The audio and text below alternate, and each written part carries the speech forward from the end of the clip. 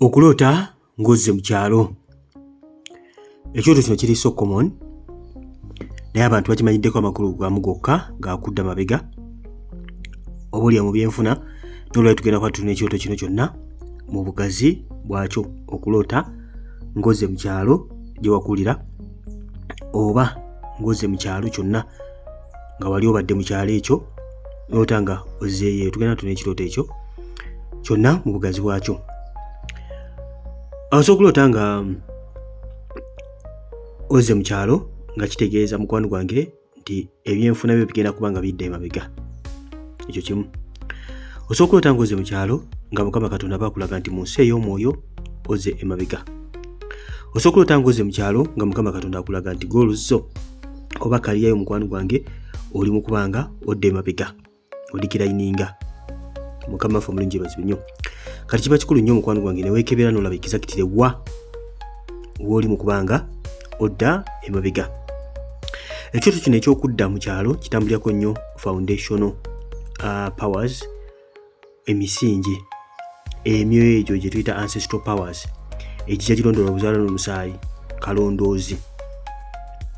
Emyoyo egyo gitambulirako nnyo ekirooto kino eky'okudda mu kyalo. Kati osobola okulota ng'olaba oli mu kyalo gy'okolera bizinesi yo, oluusi olina akaduuka ku kibuga oba katawuni konna mw'obeera, oba olina gy'oba okolera n'olota nga ate edduuka lyo liri eri mu kyalo ewammwe gye wakulira, oluusi nga n'akayumba kaavaawo, ng'oluusi edduuka lyo gye liri. Oluusi ku kyalo kwo kwennyini nga kwe liri, manya nti egyo myoyo giba gizze kukuzza mabega. Bantu bangi nnyo olina ky'okola, oluusi ogoba ku byagenda bweru, oluusi oli bweru, naye nga eva olwota oli mu kyalo ewammwe, manya nti mukwano gwange emyoyo giba gikupasuwinga okuba nga gikuzza emabega.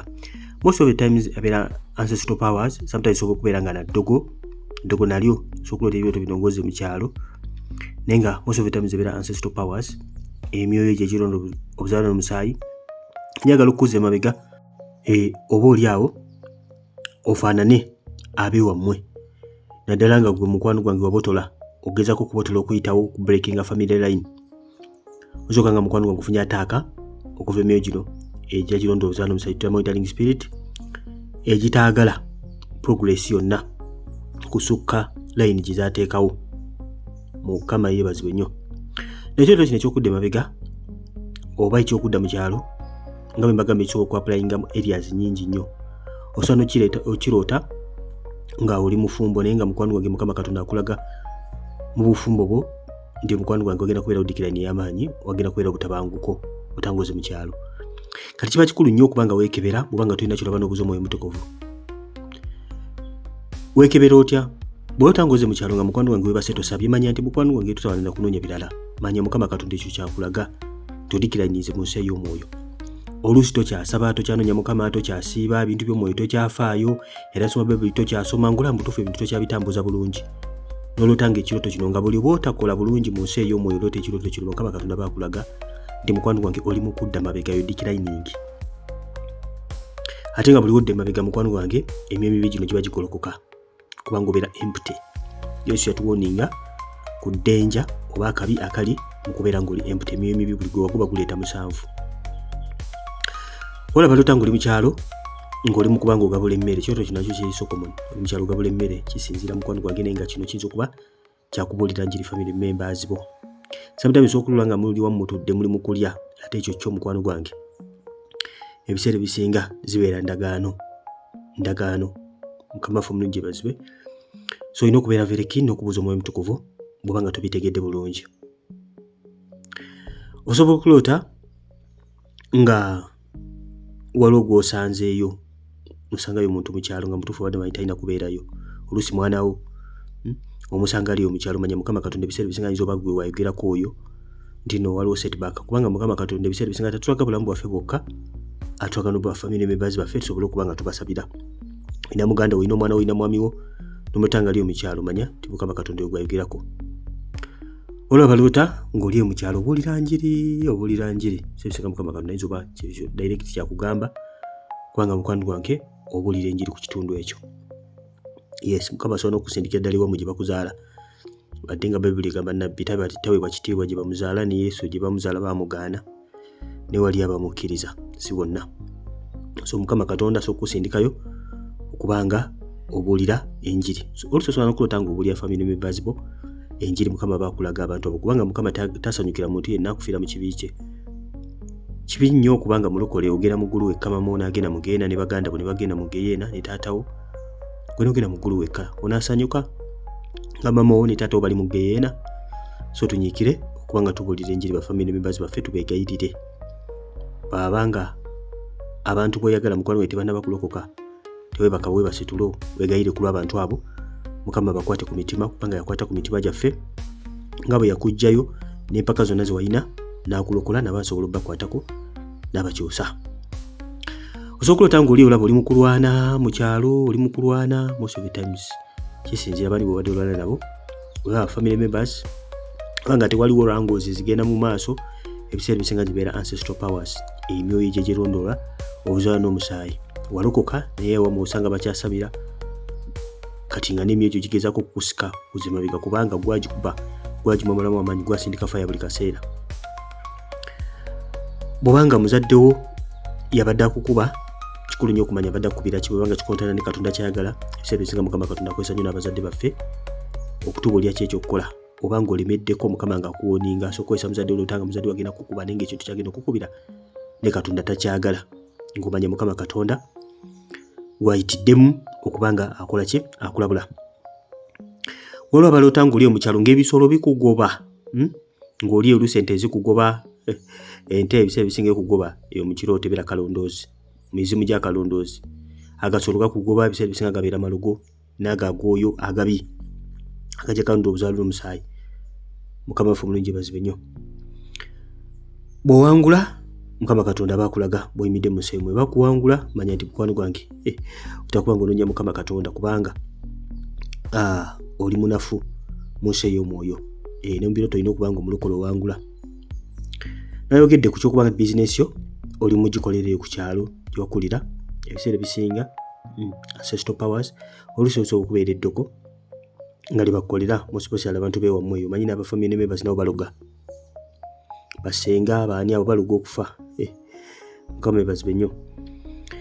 Osobola okulota nga oliyo naye ng'olaba akayumba k'olimu akayumba kabi nga k'olimu oluusi ne famire yo oluusi oli ku kyeyo n'olota nga abaana bo bali mu kayumba kabi kaliyo mu kyalo kati obanga oli ku kyeyo n'olota nga abaana bo bali mu kayumba kabi kaliyo mu kyalo ebisinga oyinza okuba nga okebera ku bantu oba oyinza okuba nga embeera gye balimu si nnungi oyinza okuba nga obayambako financially nga obwavu bali bubi.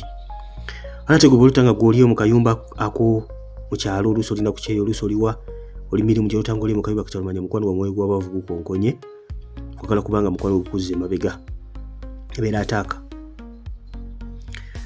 So buli kintu kyonna kiraba ekiri negativu tekirina kumalamu maanyi kubanga obeera bubaka ekirooto obubaka kulaga ekigenda mu ki mu maaso mu nsi ey'omwoyo olina okuba nga oyimirira olwane n'emyoyo gino weekutule ku nnyumba y'ewammwe n'emisingi gyayo n'emizimu gyonna egya girondoola nga gikireminga obuzaaliranwa n'omusaayi.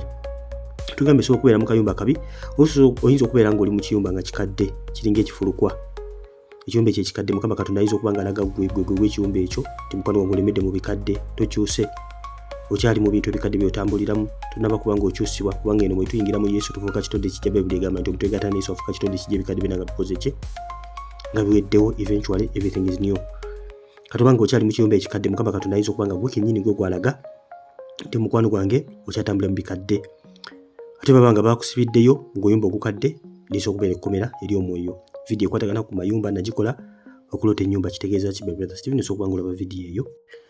Kati osobola okulota nga olaba opakidde ebibe nange ovuddeyo mu kyalo ku mmotoka ng'obadde osabira magenda go mukwano gwange obadde olota ebirooto bino by'okudda mu kyalo n'olota ng'opakidde buli kamu konna ng'olinnye emmotoka ng'ovuddeyo mukwano gwange kuba kusumululwa mukama bakuggyeeyo ate oluusi emmotoka ekuleka kawe emmotoka ekulese manya mukwano gwange tonnaba okyaliyo takuba nga oyogera okuba ng'osaba mukama Katonda abenga akusumulula.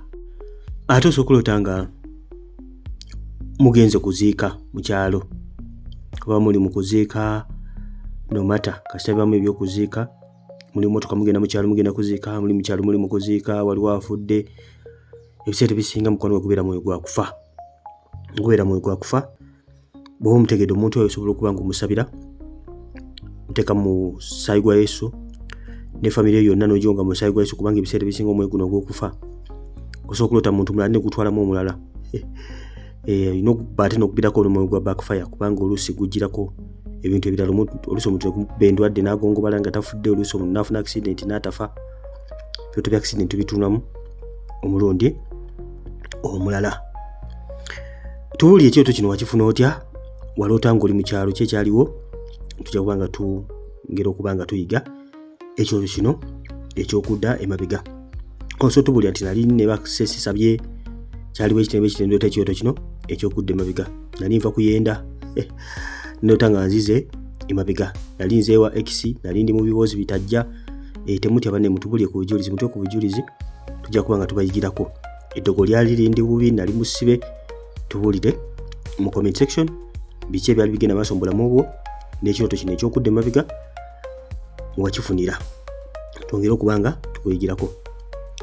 Kakati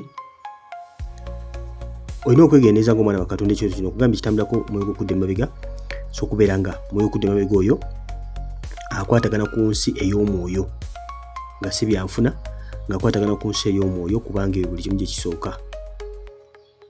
Okay? Number 2, asobola okuba nga akwatagana ku byenfuna byo oba goals ne career gy'oseetize mu bulamu bwo by'oli mu kuba nga okolako. Waliwo ekyoto ekirala ekyagala okufaanaganamu n'ekyoto kino eky'okudda mu kyalo, kyekyoto eky'okudda ku ssomero. Bw'oba ng'olipya subscribing akona kade, onakikola ekyo buli we nnaaba nga ntaddeyo video bwe nti ojja kuba nga ofuna notification. Bingi nnyo ebyokuyiga ebiri wano ku The Chosen Generation. Waliwo ka video kogenda okulaba ku screen yaawo kati ssaawa zino, kakooneko kagenda kukalaga ebirooto eby'okudda ku ssomero, kyandibadde kirungi nabyo obiyige. Oba bakalaba dda era keeyongeze kubanga katambulira wamu n'ekyoto kino eky'okudda emabega. Mikwano mbeere bulungi, mweraba.